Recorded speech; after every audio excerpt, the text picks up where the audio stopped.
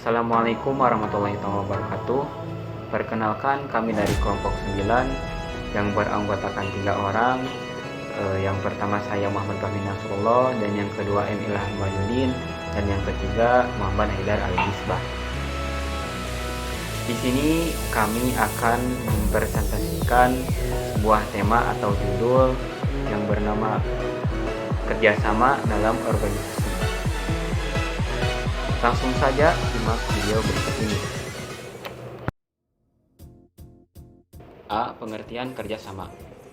Kerjasama pada hakikatnya merupakan landasan utama dalam kehidupan organisasi, karena manusia adalah makhluk sosial yang hidup dalam masyarakat.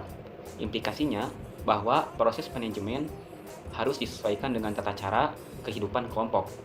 Asas kerjasama hendaknya menjiwai proses manajemen dan kepemimpinan dalam organisasi. Istilah kerjasama merupakan suatu asas yang penting dalam proses manajemen. Kerjasama berlangsung dalam suatu proses kelompok, di mana para anggota kelompok mengadakan hubungan satu sama lain dan berpartisipasi memberikan sumbangan untuk mencapai tujuan bersama. Proses kelompok atau proses kerjasama mengandung segi-segi relasi, interaksi, partisipasi, kontribusi, afeksi, dan dinamika. Tiap individu berhubungan satu sama lain, masing-masing memberikan sumbangan pikiran. Setiap individu saling mempengaruhi dan ikut aktif, serta mendapatkan pembagian tugas dan unsur-unsur yang berkembang. Dengan bergeraknya unsur-unsur tersebut sekaligus dalam proses kelompok, maka kelompok itu hidup dan bersifat dinamis. Kelompok yang efektif memiliki sejumlah unsur-unsur yang penting, seperti pada gambar berikut ini.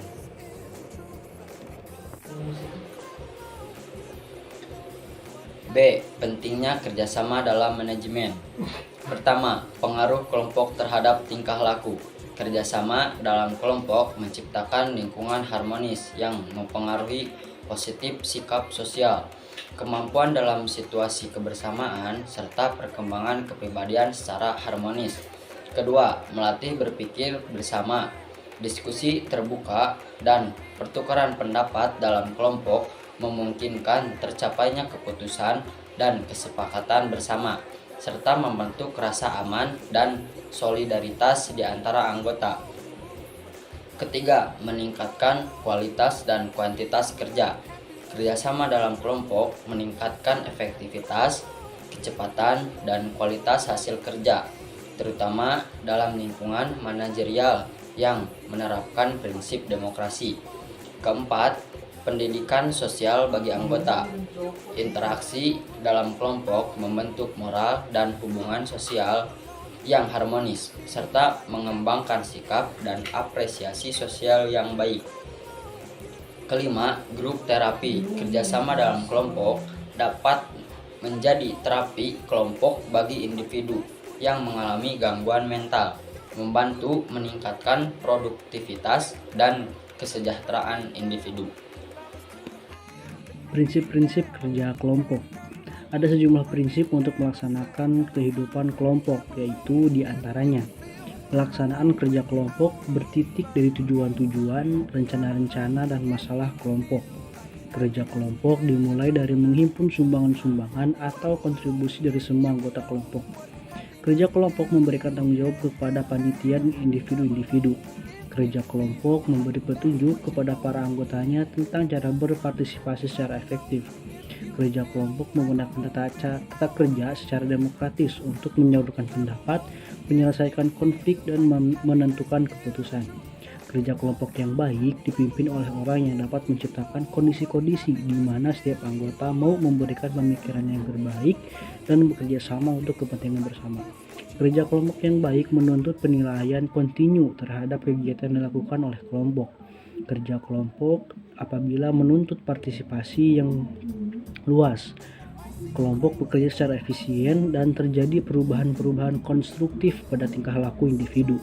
Kerja kelompok yang baik apabila memberikan pengakuan atau penghargaan kepada kelompok. Selanjutnya, prinsip-prinsip dinamika kelompok. Di antaranya, manajer yang ingin menggunakan dinamika kelompok dapat mengadakan pendekatan kepada kelompok yang sedang bekerja, tak perlu mulai dari sejak awal pertemuan. Partisipasi dalam kelompok kecil akan menambah partisipasi dalam kelompok-kelompok yang besar. Manajer dapat menyampaikan keterangan tepat pada waktunya tanpa mengganggu dinamika kelompok itu. Proses-proses kelompok sedapat mungkin berdiskusi secara terbuka dan kadang-kadang diselingi untuk memecahkan masalah-masalah khusus. Kerjasama bukan persaingan, merupakan semangat dinamika kelompok. Kelompok bertanggung jawab memenuhi kebutuhan-kebutuhan tiap individu dalam kelompok. Manajer bersikap sama terhadap semua anggota kelompok selama dalam proses kelompok, bertindak sebagai narasumber yang menyebarkan ide-ide atau bahan-bahan pada waktunya. Individu didorong untuk menunjukkan perbedaannya pada waktu diskusi kelompok. Para anggota menunjukkan kemampuan bahwa mereka lebih mampu menerima pendapat orang lain dan juga mampu mengubah pemikiran anggota lainnya. Kelompok menjadi lebih sadar terhadap hubungan-hubungan dan evaluasi data dan mengetahui sumber keterangan yang diperlukan. Tugas-tugas dibuat oleh kelompok, bukan oleh perorangan atau penjumlahan hasil pekerjaan perorangan. Demikian yang dapat saya sampaikan. Implementasi kehidupan kelompok. Upaya peningkatan daya guna dan hasil guna proses manajemen suatu organisasi perlu ditingkatkan pula pelaksanaan kehidupan kelompok dalam berbagai bentuk kegiatan secara nyata. Kerja kelompok dapat dilaksanakan dalam kegiatan-kegiatan seperti perencanaan, pelaksanaan operasional, pembinaan ketenagaan, pengawasan, penilaian, dan kegiatan-kegiatan penelitian dan pengembangan, serta kegiatan-kegiatan yang bersifat umum.